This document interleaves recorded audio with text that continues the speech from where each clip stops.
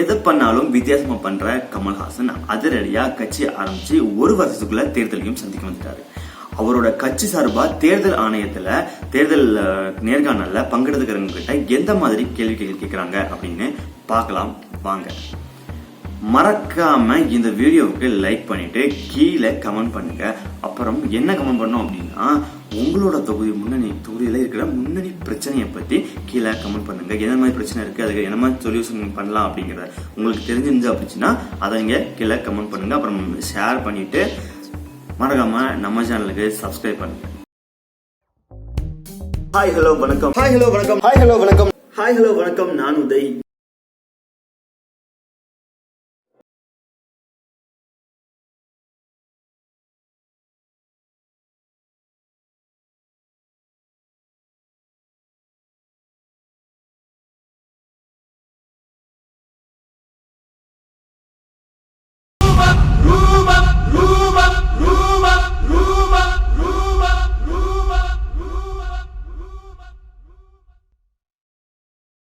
Hi hello வணக்கம். நான் உதய். மக்கள் நீதி மையம் மக்களவை தேர்தல் நேர்காணல்ல மற்ற எந்த கட்சிகளும் கேட்காத கேள்விகளை கேட்டு அரசியல்வாதிகளையே அசர வச்சுக்கிட்டு இருக்கு.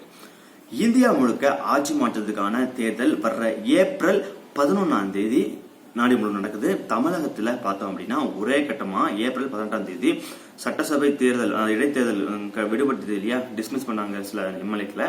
அவங்களோட தொகுதிகளையும் சேர்த்து 18 தொகுதிகளுக்கு மொத்தம் 21 தொகுதிகள் இருந்துச்சு. ஆனா 18 தொகுதிகளுக்கு மட்டும் நம்ம தேர்தல் நடத்த போறாங்க.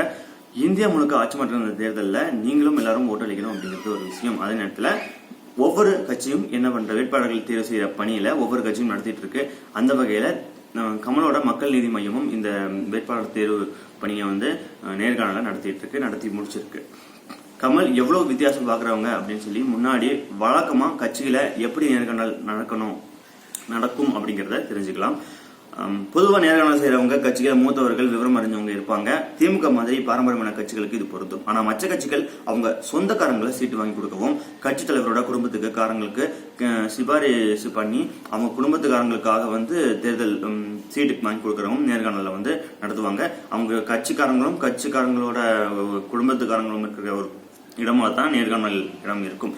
பேருக்கு கட்சி தலைவர் உட்கார வச்சுக்கிட்டு தன்னோட மகன்களுக்கு சீட் வாங்கி தரும் பெரிய தலைவர்களும் கட்சியில இருப்பாங்க. முழுக்க குடும்பத்துக்காகவே உழைப்பாங்க கட்சிக்காரங்க.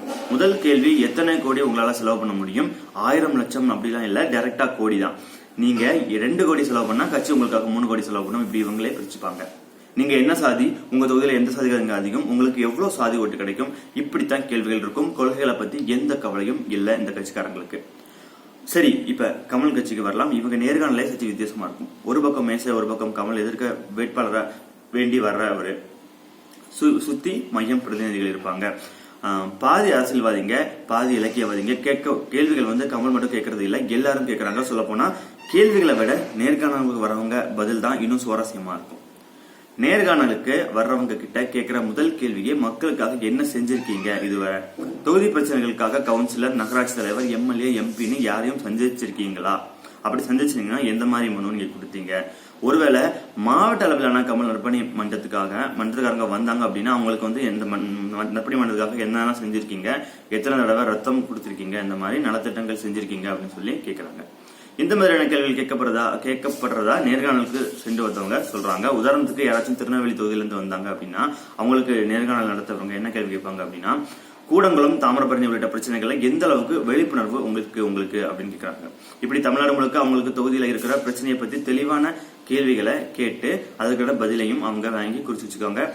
அது கூடவே தீர்வுக்காக என்ன பண்ணலாம் அப்படின்னு சொல்லி விருப்பம் இருந்தா அதையும் சொல்லுங்க அப்படின்னு சொல்லி கேட்கறாங்க. இப்படி கேள்விகள் கேட்கறதுனால இன்னொரு விஷயத்தையும் சீரும் சிறப்புமா செஞ்சு முடிச்சிடுறாங்க மையம் கட்சியினர். இதுதான் தேர்தல் அறிக்கை.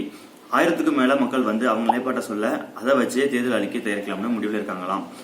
மக்கள் பிரச்சனை எதுன்னு தெரிஞ்சாதானே தீர்க்க சாதகமா இருக்கும். அதை விட்டுட்டு ஏவனுக்கு பாதனத்திரம் தருவோம், வீட்டுக்கு வீடு ஃப்ரிட்ஜ் தருவோம்னு சொல்லிக்கிட்டு என்னவோ கமல் நம்ம எதிர்பார்த்ததை விட நல்லா தான் பண்ணிட்டு இருக்காரு அப்படின்னு தோணுது. ஒருவேளை மையம் கட்சிக்கு நீங்க ஏதாவது செய்யணும் அப்படின்னு நீங்க நினைச்சீங்க அப்படின்னா இந்த வீடியோவை பாக்குறவங்க நிறைய பேருக்கு ஷேர் பண்ணுங்க. அப்புறம் உங்களோட ஆதரவையும் தெரிவிங்க.